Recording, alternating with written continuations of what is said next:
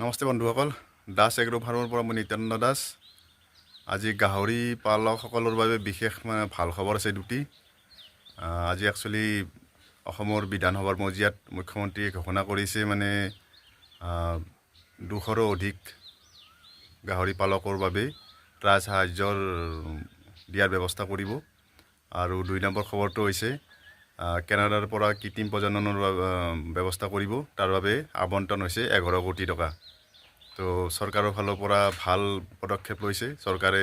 প্ৰথমতে চিপি গ্ৰুপক বা বাহিৰা কোম্পানীক এডভান্টেজ আছাম 2.0ৰ সন্দৰ্ভত বাহিৰৰ কোম্পানীক গাহৰি ক্ষেত্ৰখনত একো বিনিয়োগ কৰিবলৈ সুবিধা নিদিলে। তাৰ বাবে থলুৱা গাহৰি পালকসকল নিশ্চয় উপকৃত হ'ব।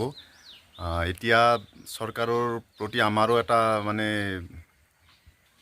গাহৰি পালকসকলৰো এটি কৰ্তব্য এতিয়া বৰ্তমান, যাতে অসমত বা নৰ্থ ইষ্টত যিমান গাহৰিৰ ডিমাণ্ড আছে সেই ডিমাণ্ডখিনি আমি পূৰা কৰিব লাগিব।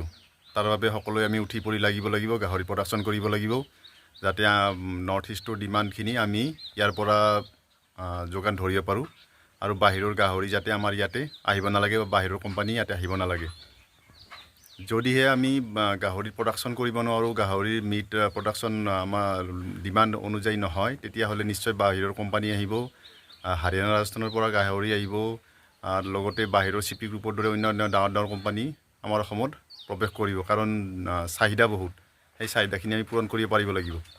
তো আমিও দাস এগ্ৰ ফাৰ্মৰ পৰা চেষ্টা কৰি আছোঁ কিছু সংখ্যক কিছু যাতে চাহিদা আমিও যোগান ধৰিব পাৰোঁ। যোৱা 2 মাহৰ ভিতৰত আমি 25টা ছেকশ্যন বনালোঁ গাহৰি পালনৰ বাবে। আৰু নতুনকৈ গাহৰি আমি ইয়াতে নতুন পোৱালি ব্ৰিডিং লাইনত কৰাৰ বাবে ব্যৱস্থা কৰি আছোঁ। আৰু ব্ৰিডিং লগতে ফেটনিঙৰ ওপৰতো কাম কৰিবলৈ প্ৰচেষ্টা হাতত লৈছোঁ।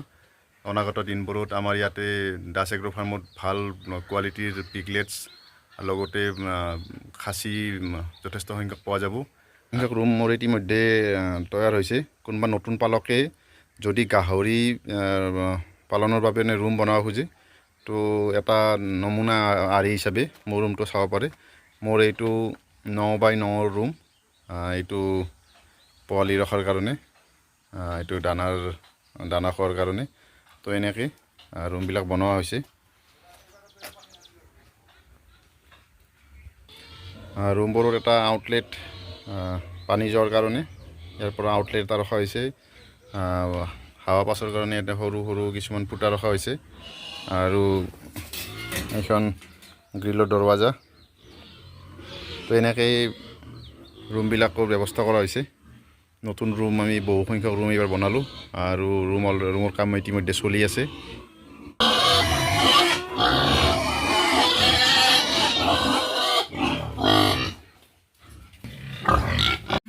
অসমৰ এজন থলুৱা গাহৰি পালক হিচাপে আমি গাহৰি ক্ষেত্ৰখনত আমাৰ ফাৰ্মত উন্নত মানৰ হেম্পশ্বেয়াৰ, ইয়ৰ্কশ্বেয়াৰ তথা F1 গাহৰিৰ ৰাখিছোঁ। আৰু যাতে আমি ইয়াৰ দ্বাৰা আমাৰ ওচৰে পাঁজৰে আমাৰ অঞ্চলটোত উন্নত মানদণ্ডৰ পিগলেট প্ৰভাইড কৰিব পাৰোঁ।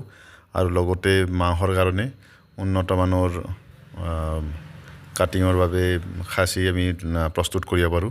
তাৰ বাবে আমি চেষ্টা কৰি আছোঁ। আজি চৰকাৰে বিধানসভাৰ মজিয়াত যি সিদ্ধান্ত ল'লে, এই সিদ্ধান্তৰ আঁৰত আমাৰ সদৌ অসম গাহৰি পালক সন্থাই যি গণ আন্দোলন কৰিলে, সেই আন্দোলনৰ ফলত চৰকাৰে নিজৰ সিদ্ধান্ত সলনি কৰিলে। লগতে গাহৰি পালকসকলৰ কল্যাণৰ বাবে যিখিনি কাম কৰিলে, তাৰ বাবে সকলোতকৈ বেছি ধন্যবাদৰ পাত্ৰ হ'ল সদৌ অসম গাহৰি পালক সন্থা। এই সন্থাটিৰ বাবে আজি চৰকাৰে থলুৱা গাহৰি পালকসকলৰ বাবে এই দুটা যি ভাল সিদ্ধান্ত ল'লে, তাৰ বাবে আমি বৰ সুখী। আৰু আমাৰ সেই গাহৰি পালক হিচাপে আমাৰ আজিৰ দায়িত্ব হ'ল আমি নৰ্থ ইষ্টৰ ডিমাণ্ডখিনি পূৰণ কৰা। তো তাৰ বাবে সকলোৱে কাম কৰি যাওক। আৰু গাহৰি পালক ক্ষেত্ৰখনত বজাৰখন আমি যাতে দখল কৰিব পাৰোঁ থলুৱা গাহৰি পালকসকলে, সেয়াই আমাৰ লক্ষ্য হোৱা উচিত। ফাৰ্মিং সম্পৰ্কীয় ভিডিঅ' পাই থাকিবলৈ আপোনালোকৰ অনুৰোধ, আমাৰ চেনেলটো ছাবস্ক্ৰাইব আৰু শ্বেয়াৰ কৰি দিব। আজিলৈ ইমানেই। দাস এগ্ৰ ফাৰ্মৰ পৰা ধন্যবাদ।